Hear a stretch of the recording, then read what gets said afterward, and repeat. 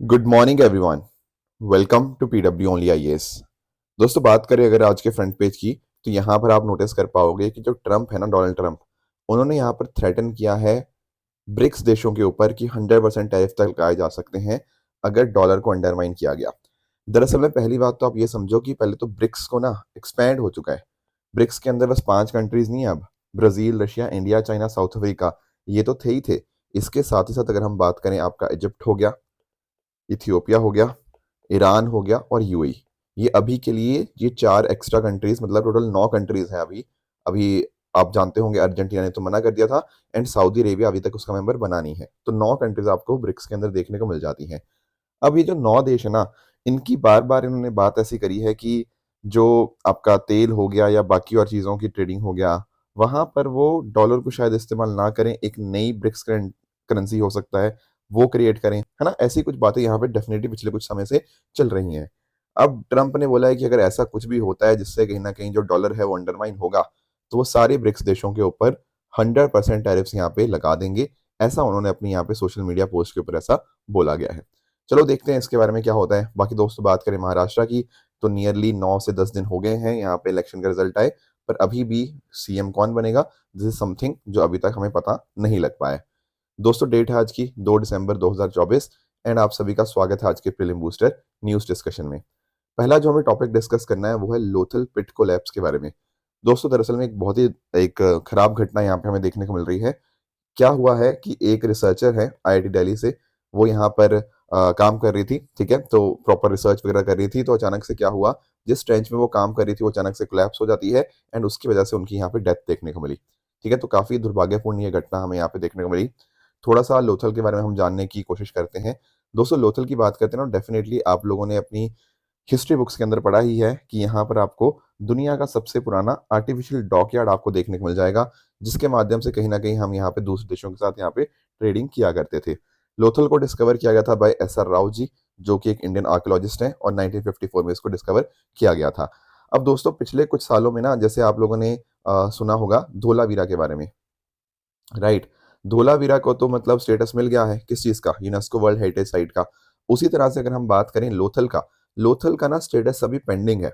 अभी तक इसको मिला नहीं है, पर नॉमिनेट हमें कर दिया था अपनी तरफ से कि इसको मिलना चाहिए, पर अभी तक मिला नहीं है। बट धोलावीरा तो आप हमने डिस्कस करा ही हुआ है, it is has become UNESCO world heritage site. और कुछ बातें यहाँ पे आप नोटिस कर पाओगे, ये इंडस वैली सिविलाइजेशन की one of the southern most sites है। हालांकि एक्सपेंशन तो इंडस वैली सिविलाइजेशन का कुछ महाराष्ट्र तक भी जाता है, पर ये भी काफी साउथ में ही हमें देखने को मिल जाएगा। ओनली पोर्ट टाउन है, बाकी आप यहाँ पे देख पाओगे ओल्डेस्ट नोन आर्टिफिशियल डॉक यहाँ पे देखने को मिलता है। जो आपका साबरमती रिवर था उसका एंशियंट कोर्स उसके साथ यहाँ पे बिल्कुल कनेक्टेड था। बाकी पार्ट्स की तरह ही यहाँ पर भी आपको सिटाडेल या अपर टाउन देखने को मिलेगा, और एक लोअर टाउन जहाँ पर आम जनता रहती थी वो देखने को मिलता है। Third largest number of seals यहाँ पे पाई गई हैं। इसके साथ ही साथ जो पॉटरी है दैट इज रेडवेयर, एंड यहाँ पर कुछ ऐसी गेम्स भी देखने को मिली, जैसे फॉर एग्जांपल चेस बोर्ड वगैरह की गेम्स हो गया, है ना, एनिमल फिगर्स हो गया, बहुत सारी इस तरह से आपको यहाँ पे टॉयज वगैरह भी देखने को मिल जाते हैं। तो ये कुछ बातें थी लोथल के बारे में जो हमें यहाँ पे पता होनी चाहिए थी। थोड़ा सा साथ में हम Indian archaeological survey of India यानी कि एएसआई के बारे में भी जान लेते हैं। एएसआई को 1861 के अंदर यहाँ पे फाउंड किया गया था बाय अलेक्जेंडर कनिंगम, जो कि फादर ऑफ इंडियन आर्कियोलॉजी के नाम से भी जिनको जाना जाता है, एंड वही एएसआई के पहले डायरेक्टर जनरल भी बने। मिनिस्ट्री ऑफ कल्चर के अंतर्गत ये काम करता है, एंड देश भर में जो आपके इंपॉर्टेंट मॉन्यूमेंट्स होती हैं उनको प्रोटेक्ट करना हो गया, वो एएसआई की जिम्मेदारी रहती है। यहाँ पर 2 एक्ट भी हैं इसके regarding, ancient monument preservation act 1904 and AMASR that is ancient monument and archaeological site and remain act 1958। तो ये कुछ एक्ट्स के बारे में आपको यहाँ पे जानकारी होनी चाहिए। दोस्तों, आगे बढ़ने से पहले अगर आप मेरे साथ कनेक्ट करना चाहते हैं तो मेरा जो टेलीग्राम चैनल है ऋषभ शर्मा सर पीडब्ल्यू, यहाँ पर मेरे साथ आप कनेक्ट कर सकते हैं। कुछ भी इश्यूज आते हैं आप मेरे साथ डायरेक्टली डिस्कस भी कर सकते हो, प्लस आपको पीडीएफ वगैरह भी यहीं पे आपको मिल जाती है। अगला टॉपिक दोस्तों हमारा है that is with regards to CCI, competition commission of India. देखो, अभी रिसेंट कॉन्टेक्स्ट उतना इंपॉर्टेंट है नहीं। एक्चुअल में क्या बात हुई है कि गूगल के अगेंस्ट ना यहाँ पे प्रोब एक लॉन्च करी है कॉम्पिटिशन कमीशन ऑफ इंडिया के द्वारा। तो न्यूज़ उतनी इंपॉर्टेंट नहीं है, बट हमें सीसीआई के बारे में अंडरस्टैंड करना डेफिनेटली बहुत ज़्यादा इंपॉर्टेंट यहाँ पे बन जाता है। देखो, एक्चुअल में पता क्या हुआ, आपको एक चीज़ अंडरस्टैंड करते हो, जैसे 1991 के समय हमने क्या किया, हमने एलपीजी रिफॉर्म्स लेकर आए। बेसिकली इकोनॉमिक लिबरलाइजेशन देश का होता है ना। उसी के बाद से हमने बहुत सारे चेंजेस करे हैं इसके माध्यम से कि जब मार्केट है ना वो एक तरह से कॉम्पिटिटिव हो पाए। पहले हमारे पास ना एक एक्ट हुआ करता था, मोनोपोलीज, ये रहे हैं MRTP, monopoly and restrictive trade practices act 1969। जब राघवन कमेटी बनी उन्होंने यहाँ पे रिकमेंड किया कि इस पर्टिकुलर एक्ट को हटाया जाए। इस पर्टिकुलर एक्ट को हटाने के बाद हमने जो नया एक्ट लेकर आए वो था कॉम्पिटिशन एक्ट 2002। अब इसका पर्पस क्या है? देखो इसका पर्पस बहुत ही सिंपल सा है कि दुनिया देश भर में हम ना एंटी कॉम्पिटिटिव जो प्रैक्टिसेस होती हैं उनको खत्म करें। What are anti competitive practices? देखो अगर मान लो जैसे एक ही कंपनी है, लेट्स से मैं जियो की ही बात करता हूँ। अगर कल को ऐसा हुआ कि आपका एयरटेल, वी या बाकी और कंपनीज नहीं रही, ऐसे होगा नहीं बट ठीक है मान लेते हैं कि ऐसा हो, तो उस केस में क्या होगा? फिर जियो की ही पूरी तरह से मनमर्जी चलेगी। वो बोलेंगे कि भाई 1000 रुपये का महीने का डेटा पैक है तो हमें लेना पड़ेगा क्योंकि हमारे पास ऑप्शन ही नहीं है। तो पता क्या हो सकता है? ऐसे ना कोई भी कंपनी अपनी जो डोमिनेंट पोजीशन होती है ना उसका अब्यूज, उसका मिसयूज कर सकती है। Are you getting the point? तो उस चीज को रोकने के लिए, एंटी कॉम्पिटिटिव प्रैक्टिसेस को यहाँ पे प्रिवेंट करने के लिए एंड सभी बिजनेसेस को एक लेवल प्लेइंग फील्ड देने के लिए क्या बनता है? हमारे सामने बनता है CCI, competition commission of India act, ताकि जो कंज्यूमर्स हैं उनका वेलफेयर हो पाए। एंड जो भी आपकी मर्जर एंड एक्विजिशन है ना, जो कहीं ना कहीं कुछ ऐसे एक्विजिशन जो एंटी कॉम्पिटिटिव प्रैक्टिसेस हों या फिर अपनी डोमिनेंट पोजीशन का इस्तेमाल करें या फिर पूरी तरह से मार्केट को खत्म ही कर दें, उनको यहाँ पर ये कंट्रोल करता है। तो सीसीआई को स्टैब्लिश किया गया था 2003 के अंदर। ये मिनिस्ट्री ऑफ कॉर्पोरेट अफेयर्स के अंतर्गत काम करता है एंड कॉम्पिटिशन लॉ को यहाँ पर ये इन्फोर्स करता है। कमेटी का नाम मैंने आपको बता ही दिया, तो ध्यान में क्या रखना है, ये एक स्टैट्यूटरी बॉडी है और जिसके हेडक्वार्टर आपको नई दिल्ली के अंदर देखने को मिल जाते हैं। इसके अलावा आप यहाँ पे पढ़ पाओगे, ठीक है, कंपटीशन इससे आपका सस्टेन रहेगा, कंज्यूमर का इंटरेस्ट बचा रहेगा और एक क्वासी जुडिशियल बॉडी है जो कि स्टैट्यूटरी अथॉरिटीज और एडजुकेटिंग केसेस में अपने ओपिनियन भी देती है। यहाँ पर एक चेयरपर्सन और 6 मेंबर्स इसमें देखने को मिल जाएंगे। सीसीआई के जो ऑर्डर्स होते हैं वो बाइंडिंग देखने को मिलते हैं। अगर मान लो किसी को सीसीआई के अगेंस्ट अपील करनी होती है तो वो कहाँ जाता था? पहले पहले जाता था कंपटीशन एपलेट ट्रिब्यूनल, इसके ऊपर, जिसको कि कंपटीशन एक्ट के अंदर बनाया गया था।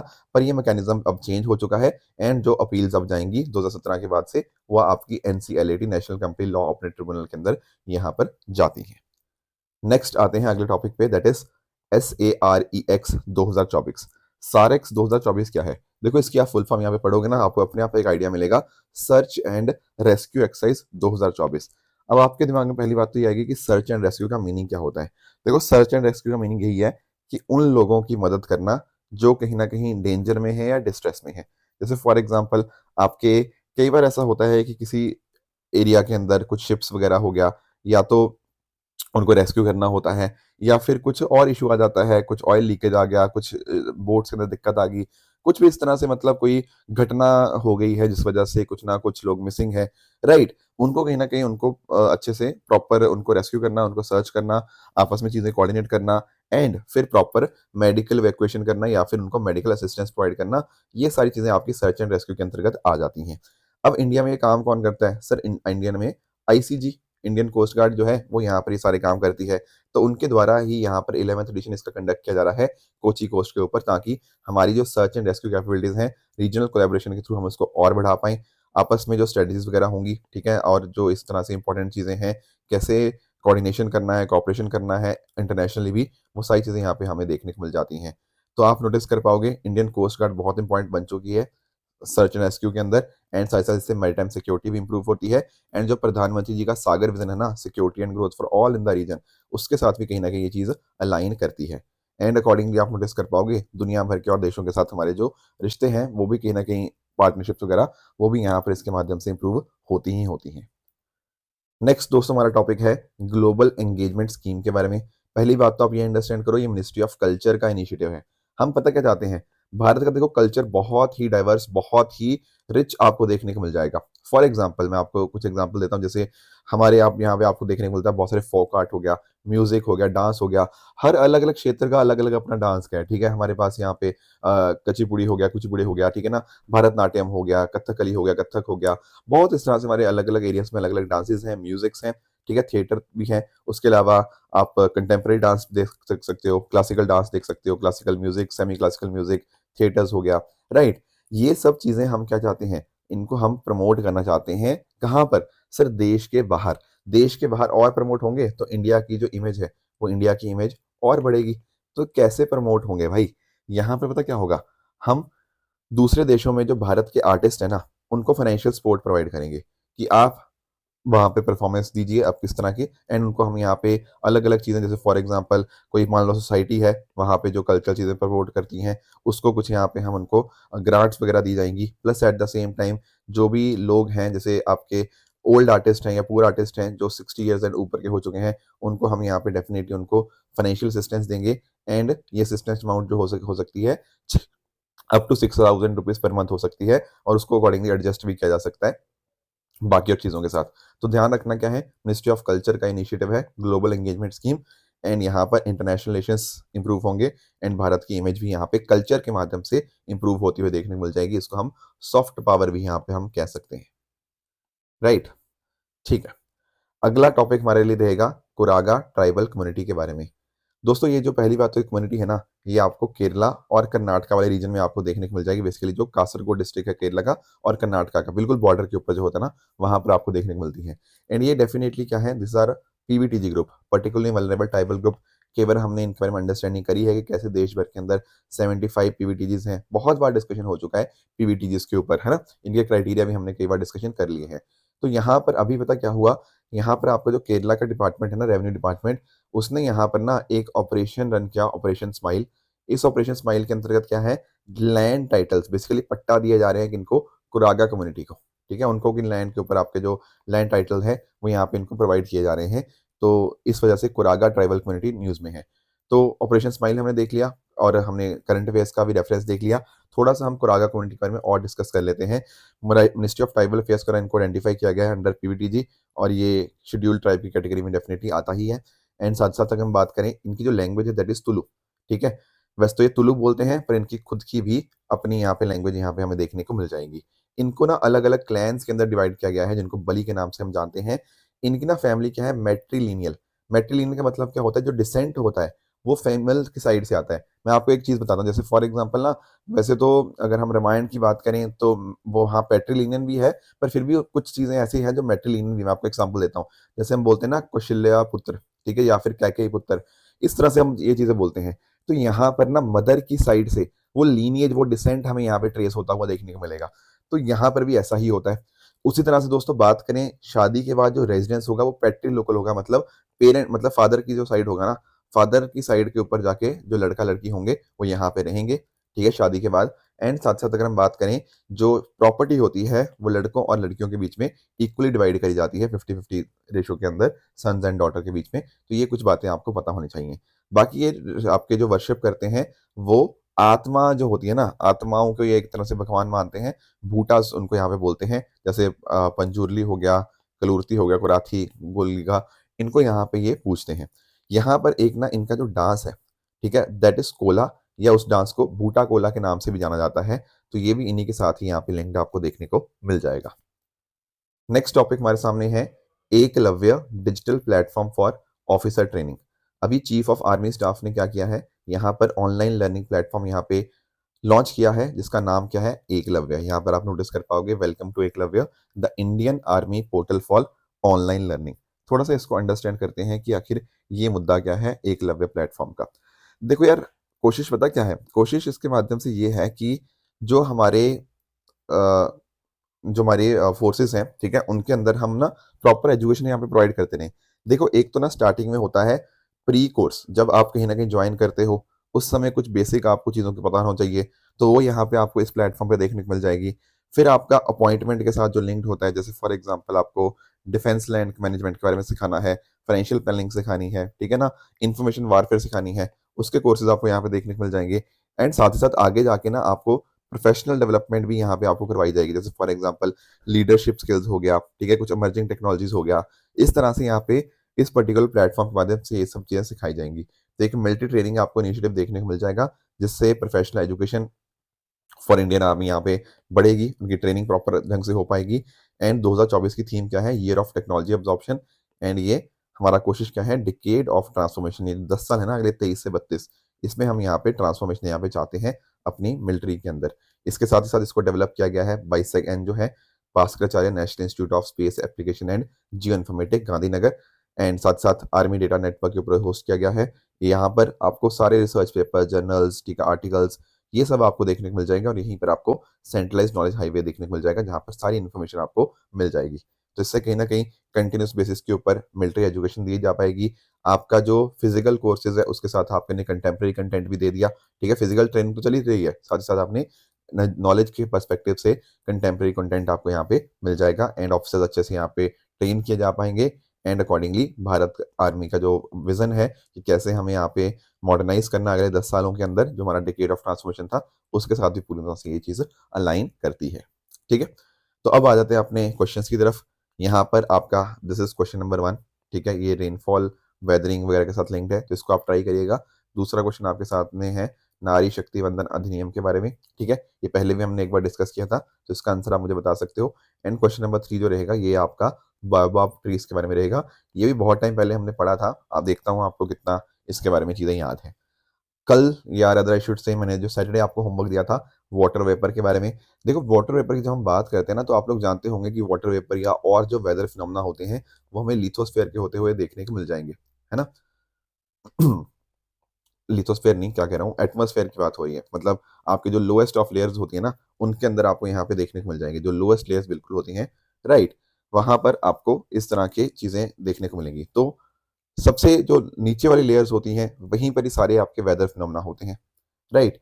तो वाटर वेपर की बात करें, ये कह रहा है कि जो अमाउंट होता है ना वाटर वेपर का, वो हाइट के साथ यहाँ पर बढ़ता रहता, आपका कम होता रहता है, इट डिक्रीजेस विद एल्टीट्यूड। क्या ये बात सही है? The answer is yes. मैंने जैसे कहा ना कि आपके जो ज्यादातर वेदर फिनोमेना है वो नीचे ही आपको देखने को मिलेंगे, और जो वाटर वेपर है वो अपने आप में क्या है, वो आपका वेरिएबल अमाउंट में आपको देखने को मिलेगा, है ना। तो यहाँ पर जो पहली स्टेटमेंट है वो तो आपकी बिल्कुल यहाँ पर करेक्ट हो जाएगी, तो ऑप्शन ए तो यहाँ पे बिल्कुल आपका करेक्ट है। बेसिकली मैं कह रहा था यहाँ पे ट्रोपोस्फेयर की बात कर रहा था, हाँ, ट्रोपोस्फेयर के अंदर आपको वेदर फिनोमेना देखने को मिलते हैं, ठीक है, तो option A is correct. Second कह रहा है कि ये जो पोल्स के ऊपर इसकी परसेंटेज मैक्सिमम होती है, नहीं, ऐसा नहीं है। जैसे जैसे आपका जो इक्वेटर होता है वहां से आप कहीं ना कहीं मूव करते हो पोल्स वाली साइड की तरफ, तो वाटर वेपर की जो संख्या है वो कम होती रहेगी, आपके ज्यादातर आपको आपको इक्वेटर के आसपास देखने को मिलेंगे। तो पहला सर सही है यहाँ पे, दूसरा गलत है, तो one only will be the right answer. दूसरा क्वेश्चन आपसे पूछा था टीएफआर के बारे में, टोटल फर्टिलिटी रेट, ये तो काफी एक आसान क्वेश्चन है। बेसिकली एक महिला अपने जीवन के अंदर लगभग ऑन एन एवरेज कितने बच्चों को जन्म देती है, लाइव बर्थ जो होते हैं उनको हम बोलते हैं टीएफआर। तो इसका जो करेक्ट आंसर बनेगा ऑप्शन नंबर डी बनेगा। कई बार हम लोग डिस्कस भी करते हैं रिप्लेसमेंट रेट के बारे में, जिसको हम जानते हैं कितना होता है, 2.1 हमें देखने को मिलेगा, है ना।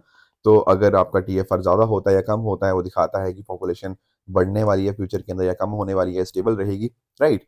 तो ये इसका करेक्ट आंसर बनेगा ऑप्शन नंबर डी।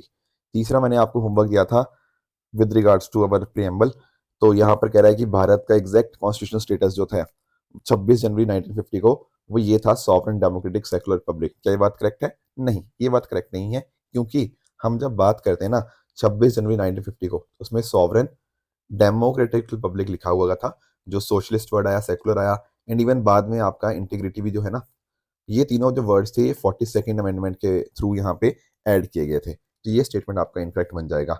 उसी तरह से बात करते हैं, यहाँ पे लिखा है constitution of India defines it's basic structure. नहीं, देखो यहाँ पर जो केशवानंद भारती केस था उसके माध्यम से सुप्रीम कोर्ट ने बेसिक स्ट्रक्चर लेकर आया था, संविधान के अंदर ऐसा कोई जिक्र है ही नहीं, डिफाइन तो बड़े दूर की बात है। तो दोनों के दोनों स्टेटमेंट यहाँ पे नॉट करेक्ट है, तो आंसर बनेगा both 1 and 2, both are not correct.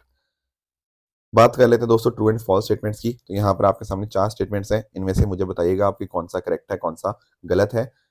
और जो होमवर्क किया था सबल 20 के बारे में, तो दोस्तों ये मिसाइल के साथ लिंक नहीं है, ये तो हमारे जो ड्रोन्स थे ना, basically unmanned helicopter logistic drones हम यहाँ पे इसको कह सकते हैं, तो इसलिए ये स्टेटमेंट आपका इनकरेक्ट बन जाएगा।